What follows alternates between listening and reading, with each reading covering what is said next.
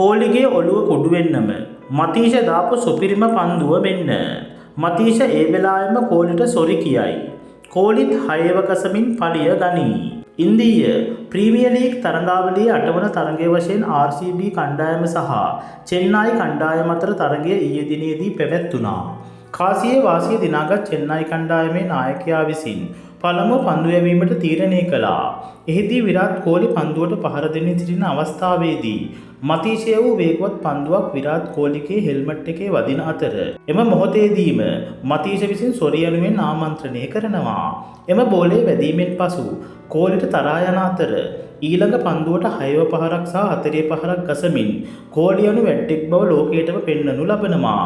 ඉතින් නියමිත පන්දු වාර 20 අවසානයේදී RCB කණ්ඩායම කඩලු 7ක් දෙවි ලකුණු 196ක් ලබා ගන්නා අතර චෙන්නයි කණ්ඩායමට ලබා ගැනීමට හැකි වූයේ කඩලු 8ක් දෙවි ලකුණු 146ක් පමණි. ඒ අනුව RCB කණ්ඩායම ලකුණු 50කින් ජයග්‍රහණය කරනවා.